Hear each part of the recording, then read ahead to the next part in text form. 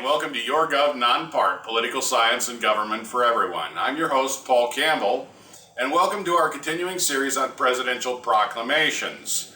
In this episode, we're going to talk about substantive presidential proclamations.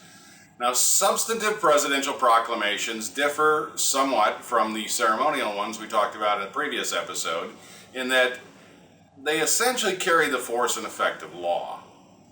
A substantive presidential proclamation generally is going to be one granted him under the federal constitution, dealing with foreign powers, with foreign relations, the tariffs, import-export tariffs, or import-export restrictions, foreign policy, foreign relations. Those are the sorts of things that are going to be considered substantive presidential proclamations. Domestically, however, is a little bit different. Domestically, they can be substantive and therefore carry the force and effect of law if that power is granted to the president by the Congress. Now, this does happen. We had discussed in the ceremonial proclamations episode a little bit about this, where the Congress will pass a law, but it has a contingency in it.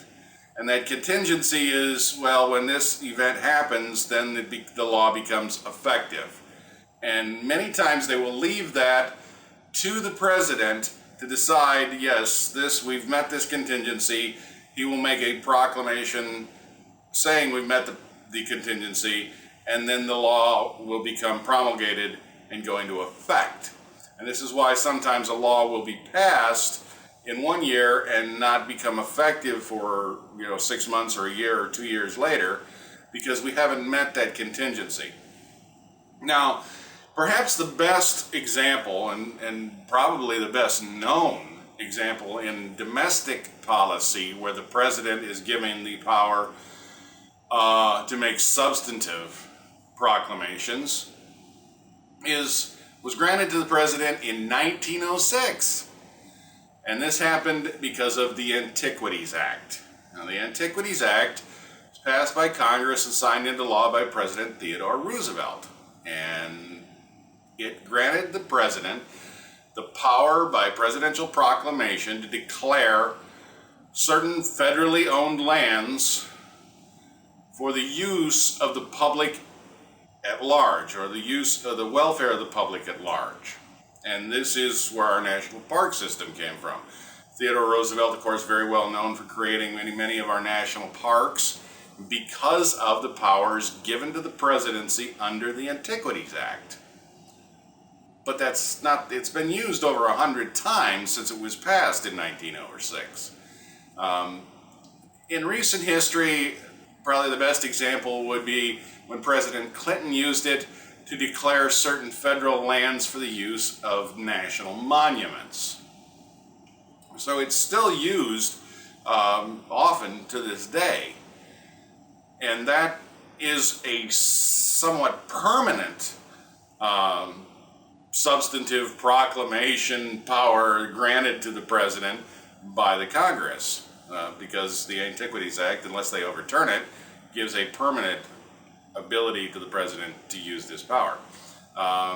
President George W. Bush made a substantive proclamation essentially in his declaration about the areas affected by Hurricane Katrina. But again, substantive proclamations relatively rare in relationship to the number of ceremonial proclamations. Another example is when we pass a law for a federal holiday. And by the way, guess what? We don't have any national holidays. The United States Constitution does not form or provide for any national holidays. We have federal holidays. And there are state holidays and city holidays, but there are no national holidays. They are federal holidays. So when a new federal holiday is created, it's not uncommon for that to happen because by the Congress saying, okay, both houses pass this law and to say this will be this holiday, but we're actually going to let the president make a proclamation rather than signing it into law. We're going to let him declare it the holiday. And then in examples such as Thanksgiving Day, which is a federal holiday, the president then will every year issue a ceremonial proclamation declaring it a national day of Thanksgiving. So sometimes you have them where they start off as substantive and then carry on traditionally as ceremonial. And that is about what you need to know about substantive presidential proclamations. I suppose I should touch on declarations of war. Declarations of war can only be made by the Congress. Technically, that means they need to be a concurrent resolution. But the last time we declared war was in 1941. So when the Congress, for example, declared war on Japan on December 8th, the day after the Pearl Harbor bombing, the Congress passed a joint resolution, which did require the signature of the president, arguably. And President Roosevelt, of course, had asked for it earlier that day in his famous infamy speech, so he was only too happy to sign it. A declaration of war just says, okay, we're at war, but it doesn't really, we're not engaged actively in the war until the president, as commander-in-chief of the armed forces under his constitutional responsibilities, acts on it.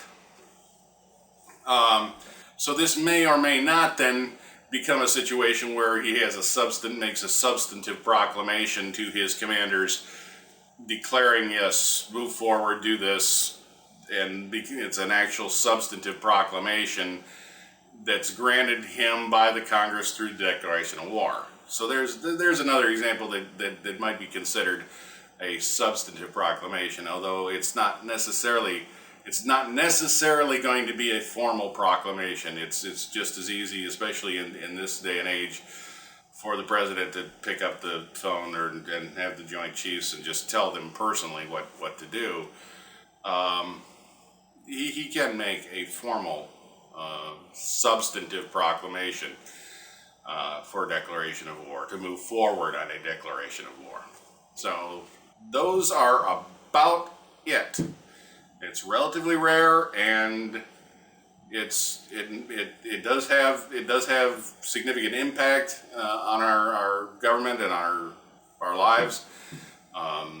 We're going to talk more about this in the future. We're going to talk about George Washington's Proclamation of Neutrality, and of course we will talk about the Emancipation Proclamation, which I want to continue to remind you did not free the slaves. It was not a law. It was a ceremony. Well, it was a quasi-ceremonial, quasi-substantive because of the fact that we'll get into it later. It was marching orders to the army to treat all liberated enslaved peoples as freemen. And we'll get into that when we get to that section. So I hope that this makes substantive proclamations by the president a little more clear to you. We'd like to thank you for watching. I want to ask y'all to take the time to pick subscribe above and join us as we continue to go through this. You can always find us on Facebook. We hope you can join us there. If you would like, you can get instant updates to your mobile phone that tell you when we've posted a new video to this channel on MoTube. It's a free app. You go online and just put in your number and you'll get updates every time we post a new video. If you have questions or comments, please leave them in the comments section below, and I will get back to you just as soon as I possibly can. And as always, thank you for watching.